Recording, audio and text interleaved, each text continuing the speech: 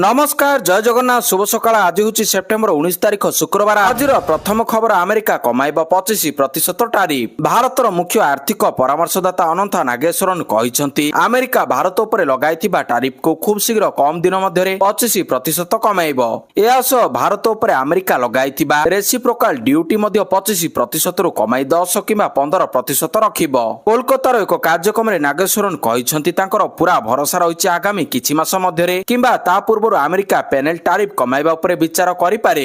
एसो reciprocal duty मध्य जहां पूर्व आशा करा जाउतला से स्तर को आसीपारे। परवर्ती खबर 30 जाए बढ़िला इग्नो नामलेखा अवधि। इंदिरा गांधी जातीय मुक्त विश्वविद्यालय इग्नो पक्षरु नामलेखा अवधि वृद्धि पाइछि। जुलाई 2025 शिक्षा सूत्र पई चलित मास शेष अर्थात सेप्टेम्बर 30 पर्यंत आशायी प्रार्थी माने नाम लेखाई पारिबे। एई समय मध्य नाम लेखाइबा को अतिरिक्त 200 टंका विलंब शुल्क देबा को हेबो। विभिन्न पाठ्यक्रम पई इग्नो वेबसाइट को जाई नाम लेखाई पारिबे। स्नातकर विभिन्न प्रोग्राम रे नाम पंजीकरण करने को चाहूथिबा अनुसूचित जाति और जनजाति प्रार्थी नाम लेखा फी पुनः पंजीकरण फी 50% छाड़ करा जायछि। परवर्ती खबर 60 टपिले सुभद्रा हिताधिकारी को मिलिबो पेंशन। 60 वर्ष होइतिबा सुभद्रा हिताधिकारी को मिलिबो पेंशन। मधुबाबू पेंशन योजना एवं जातीय सामाजिक सहायता कार्यक्रम रे सुभद्रा योजनार पूर्वतन हिताधिकारी को अंतर्भुक्त करबा पई चिठी करा जायछि। 60 वर्ष बयस हेबा परे मधुबाबू पेंशन योजना एवं जातीय सामाजिक सहायता कार्यक्रम जे कौनसी अधीन रे सामाजिक सुरक्षा पेंशन पाई योग्य होई पारिबो। सुभद्रा योजनार पूर्वतन हिताधिकारी सीधासलख मधुबाबू पेंशन योजना एवं जातीय सामाजिक सहायता कार्यक्रम रे आसीबे नाही। सेमाने 60 वर्ष पर आवेदन करबाकू पड़िबो। प्रथमे वयस्क दुर्बल अपेक्षा तालिका थिबा लोकंको अधिक प्राथमिकता मिलिबो। एने सामाजिक सुरक्षा सशक्तिकरण विभाग पक्षरु चिठी जारी होईछि। परवर्ती खबर ग्रेजुएट बेकारी को मासिक भत्ता। निर्वाचन आसिला बेकारी को कथा सरकार को मने पड़िला। दीर्घ 5 वर्ष सरकार रहिबा भितरे प्रतिटी सरकार बेकार युवक युवती को प्रताड़ित करथिबा बेले निर्वाचन आसिले भोट राजनीति को ओलाई बेकारी कुंभीर कांदना कांदंती। एई क्रम रे बिहार रे विधानसभा निर्वाचन हेबाकू जाउथिबा बेले नीतीश सरकार राज्यर लक्ष लक्ष बेकार युवक युवती को प्रलोभित करबा पई एक भत्ता घोषणा करछंती। एई क्रम रे बिहार रे विधानसभा निर्वाचन हेबाकू जाउथिबा बेले नीतीश सरकार राज्यर लक्ष लक्ष बेकार युवक युवती मानकू प्रलोभित करबा को एक भत्ता घोषणा करछंती। नीतीश को घोषणा मुताबिक राज्यर 20 रु 25 वर्ष मध्य थिबा ग्रेजुएट बेकारी मानकू सरकार मासिक 1000 टंका प्रदान करिवे। एई भत्ता सर्वाधिक 2 वर्ष पर्यंत प्रदान करा जिवो। एई घोषणार सूचना नीतीश कुमार सोशल मीडिया रे दैछंती। परवर्ती खबर सारा कलाबाजारी होउची खूब शीघ्र समस्यार समाधान होबो कहिले जोगाण मंत्री। राज्य रे सारा कलाबाजारी होउथिबा मानिले विभागीय मंत्री। जानि सुनी किछि लोक कलाबाजारी करथिबा जोगाण मंत्री कृष्णचंद्र पात्र कहैछंती। मंत्री कहैछंती राज्य रे आवश्यक परिमाणर सार मौजूद अछि। खूब शीघ्र समस्यार समाधान हेबो। सरकार नियंत्रण को आनिबा को चेष्टा करुछंती। पर्याप्त सार अछि। एहारी उपरे सरकार नजर रखिछंती। मंत्री कहैछंती कलाबाजारी कारणरू राज्य रे अनेक समस्या उपुजिछि। विभिन्न स्थान रे चढ़ाऊ जारी रहिछि। अनेक डीलर को विरोध रे कार्यानुष्ठान होइछि बोली जोगाण मंत्री कहैछंती। परवर्ती खबर आकाश छुआ सुना और रूपा दर। दिनकु दिन सुना दर आकाश छुआ। 2025 रो चलित मास रे सुना मूल्य रे होतिबा वृद्धि गति अन्य कौनसी मास तुलना रे अद्भुत पूर्व रहिछि।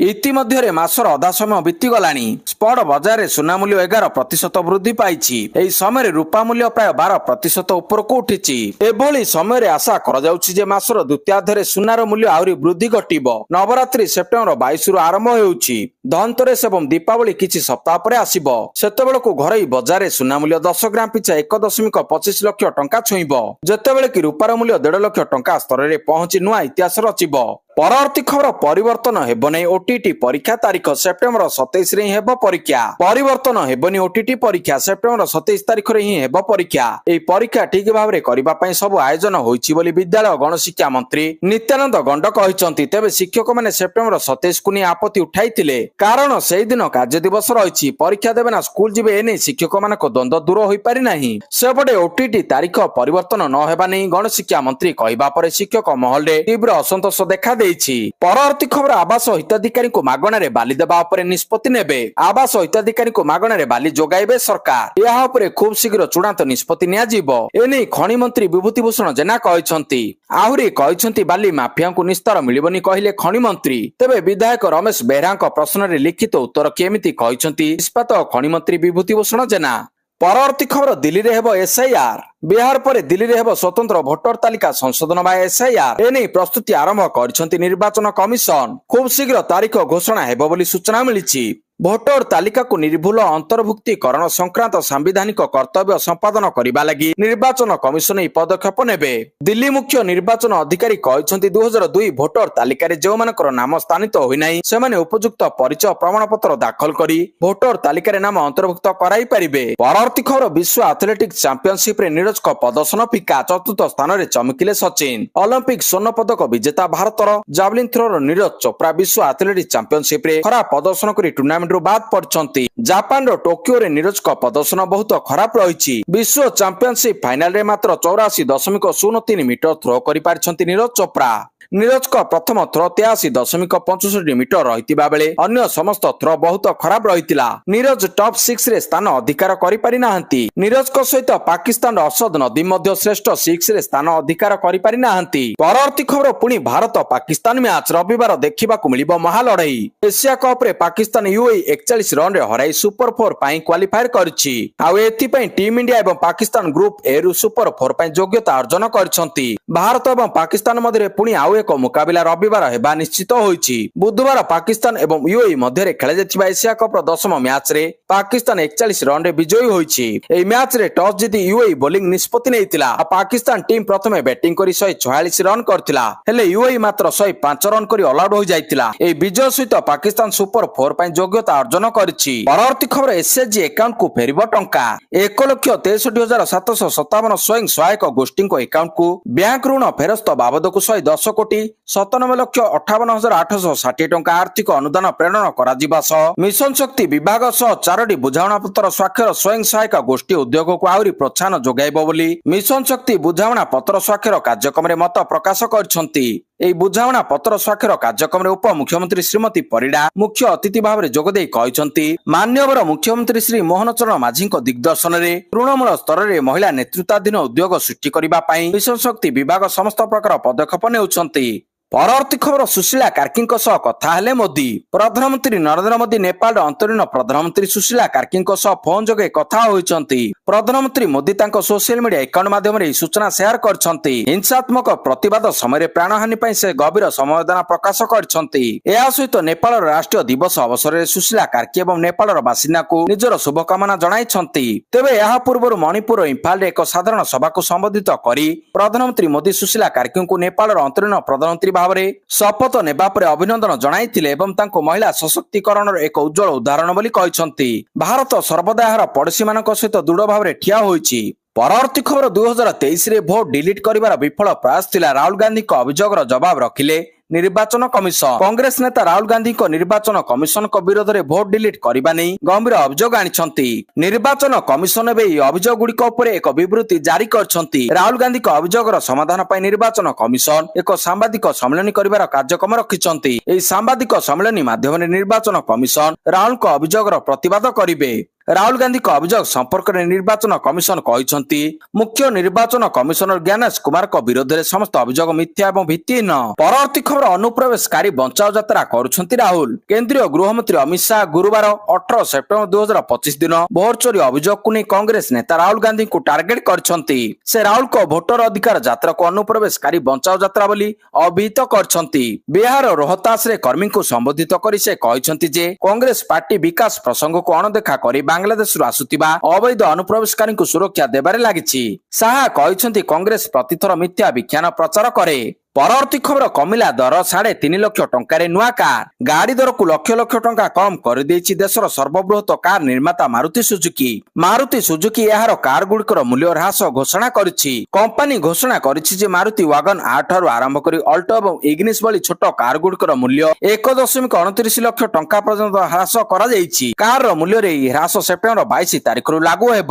ମାରୁତି ସୁଜୁକି ଦ୍ୱାରା ଜାରି ଏକ ସରକାରୀ ବିବୃତ୍ତିରେ କୁହାଯାଇଛି, ସାମ୍ପ୍ରତିକ ସାମଗ୍ରୀ ଏବଂ ସେବା ଟିକସ ଜିଏସଟିର ଲାଭ ସିଧାସଳଖ ଗ୍ରାହକମାନଙ୍କୁ ଦିଆଯିବ। ପରବର୍ତ୍ତୀ ଖବର ରତ୍ନଭଣ୍ଡାର ସ୍ଥାନାନ୍ତରିତ ପରେ ଗଣତି ମଣତି ଧାଡି ଦର୍ଶନରେ ହେବ ଟ୍ରାଏଲ ରନ୍ କହିଲେ ଆଇନ ମନ୍ତ୍ରୀ। ରତ୍ନଭଣ୍ଡାର ସ୍ଥାନାନ୍ତରିତ ପରେ ହେବ ଗଣତି ମଣତି।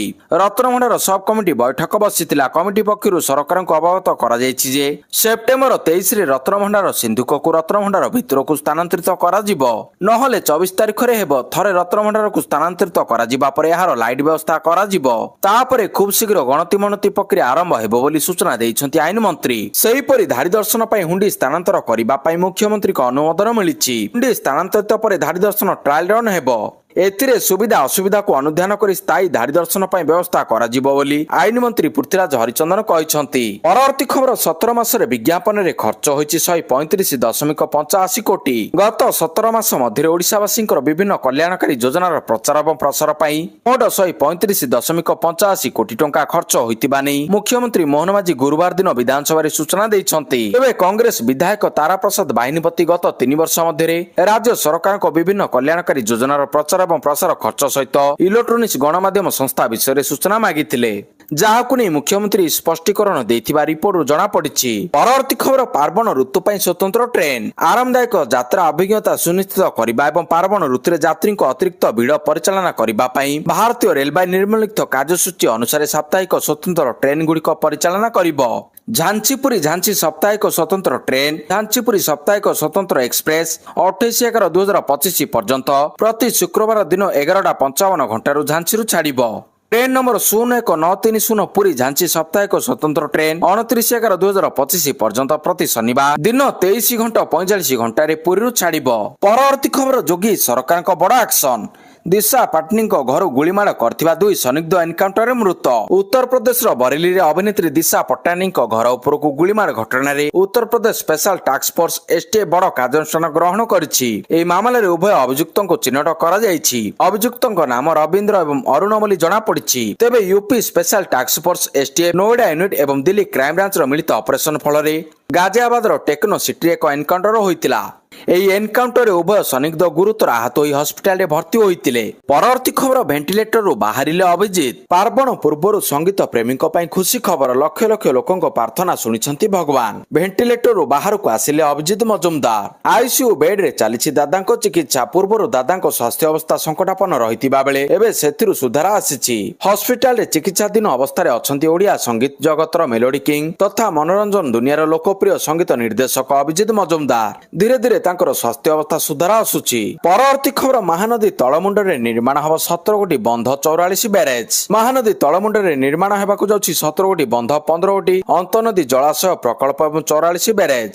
एथिपई पदक्षेप ग्रहण करिसंती केंद्र सरकार। विधानसभा रे विधायक प्रशांत बेहेरांक अणतारका प्रश्नर उत्तर रे तथ्य देइछंती मुख्यमंत्री मोहन चरण माझी। विधायक प्रशांत बेहेरा प्रश्न करितिले उपरमुंड रे छत्तीसगढ़ रो बैरेज जोगु तळमुंड रे जल संकट सृष्टि हेउछि। प्रतिकार पई सरकार केउ पदक्षेप नेउछंती जहार उत्तर रखिछंती मुख्यमंत्री मोहन चरण माझी। परवर्ती खबर इस्तीफा देले मिलिबो हेलिकॉप्टर। नेपाल रो तत्कालीन प्रधानमंत्री निकट रे शर्त रखितिले सेना मुख्य। नेपाल रे जेनजी को विरोध रे प्रदर्शन ठंडा पड़िछि। पुलिस सरकार को हाथरू क्षमता जाइछि। या भितर एक चांचल्यकर तथ्य सामना को आसिछि। जो समय जेनजी जोरदार विक्षोभ करुतिले से समय जीवन बंचाइबाकू सेनार सहायता लोडितिले पूर्वतन प्रधानमंत्री केपी शर्मा ओली। घरु बाहरिबा पई सेना मुख्य को फोन करी हेलिकॉप्टर मागितिले। आउ या परे सेना मुख्य अशोक राज तांको निकट रे एक शर्त रखितिले ओ केपी को कहितिले इस्तीफा बदल रे मिलिबो हेलिकॉप्टर। नेपाल रो स्थानीय मीडिया उकेरे रे खबर प्रसारण परे चर्चा साउंडुछि।